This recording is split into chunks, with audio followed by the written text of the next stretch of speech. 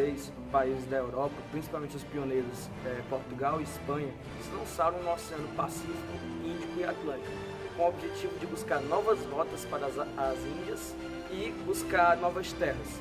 E essa era foi conhecida como Era das Grandes Expedições. Os países da Europa que quisessem comprar especiarias como pimenta, açafrão, gengibre e sal tinham que ter conexões com comerciantes de Veneza.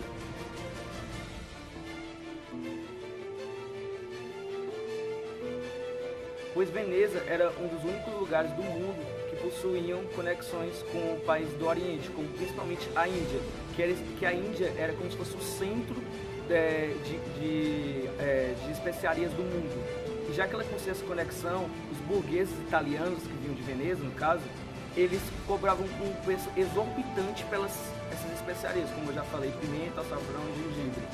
E além disso, Portugal e Espanha tinham grande interesse em buscar novas rotas para chegar às Índias, pois o único lugar conhecido naquela época para chegar às Índias é pelo mar Mediterrâneo, e estava no controle da Itália, esse mar Mediterrâneo.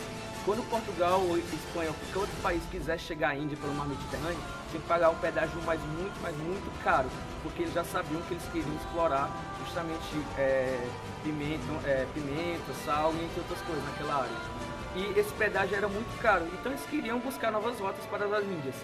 E outra fator muito importante das grandes navegações foi que a igreja também não ficou do lado de fora disso não.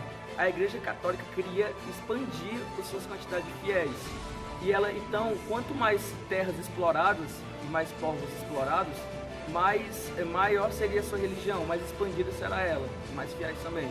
E os reis também não ficaram de fora, pois os reis, eles viam que esse negócio de pimenta, açafrão, gengibre e outras especiarias davam muito dinheiro e melhoravam o comércio do próprio país. Aí ele queria também essas rotas novas, justamente por esse fator, porque se melhorasse o comércio do país, ele poderia aumentar os impostos e ter mais dinheiro. E naquela época, já que era absolutismo, quanto mais dinheiro, mais poder. E em questão do colonialismo, também as expedições tiveram grande importância, porque o colonialismo naquela época era para conseguir matérias-primas e metais preciosos.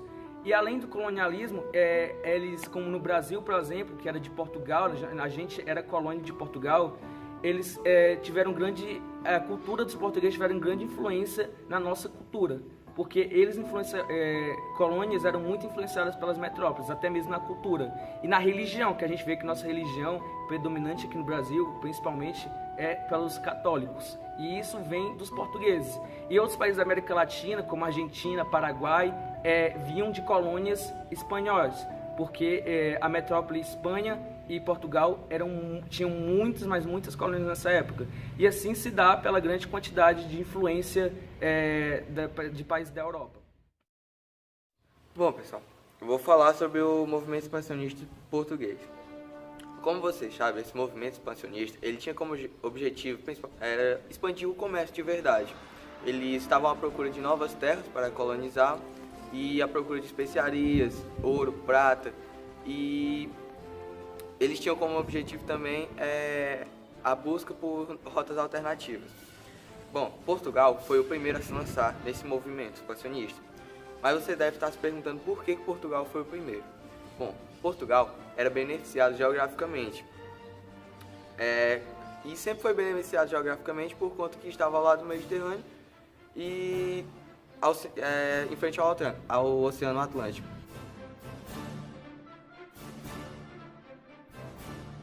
E também o outro fator foi que a burguesia e os reis, eles investiram bastante nesse processo expansionista. Eles investiram em bons navegadores que pudessem achar rotas alternativas para o comércio. E também, pessoal, eles tinham como objetivo procurar no continente africano rotas para passagem para chegar nas Índias. E, pessoal, o Oceano Atlântico naquela época, ele ganhou, digamos que, total papel no comércio marítimo. Ele se tornou o grande eixo comercial e o Mediterrâneo não perdeu esse papel. E Portugal conseguiu colonizar quase toda a América, assim como os espanhóis, e eles colonizaram também regiões litorâneas da África e da Oceania.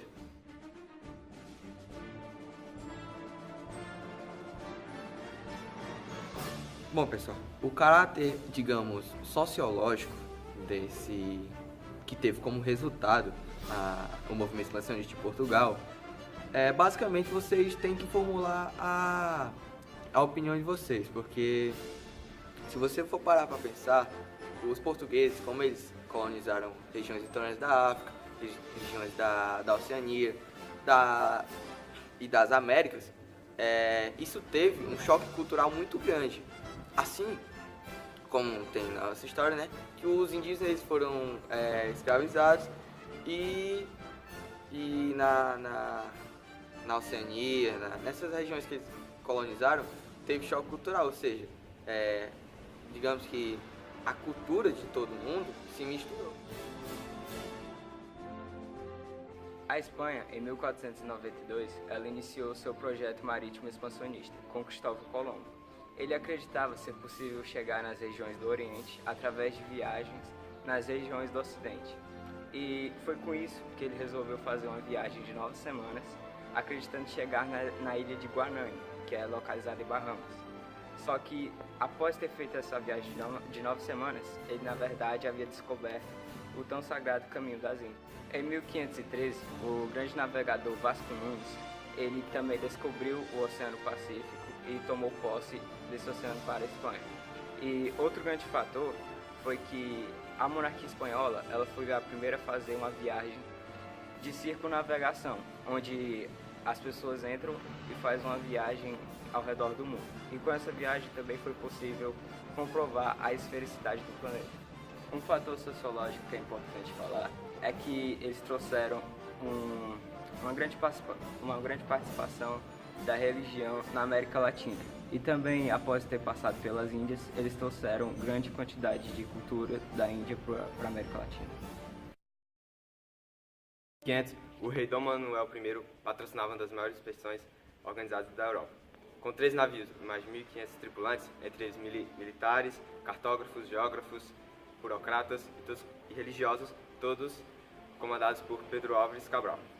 Em 22 de abril de 1500, após se distanciar-se da rota oriental, viram um monte muito grande, ao qual chamaram de Monte Pascoal, e a terra avistada, a ilha de Vera Cruz. Onde ancoraram os navios foi chamado de Porto Seguro, e lá mesmo Cabral mandou erguer uma cruz com o brasão do rei de Portugal, tomando posse oficialmente das terras brasileiras. Países como a França, Inglaterra e Holanda, que tiveram seu processo de expansionismo tardio, fazem parte do quadro das navegações tardias. A França começou suas expedições no século XV com o intuito de chegar às Américas, mas muitas vezes não passava de alguns saques em território espanhol e português. A Inglaterra teve sua entrada retardada pela Guerra dos 100 Anos, mas, em compensação, colonizou a rica 13 colônias, além de alguns pontos nas Índias. A Holanda financiou a cana-de-açúcar no Nordeste e estabeleceu-se no Caribe e em Nova York, promovendo o tráfico de escravos. O impacto sociológico que essas explorações tardias causaram foi a aculturação, que é quando a cultura dá lugar a outra, e o etnocentrismo, que é quando a cultura se sente superior à outra.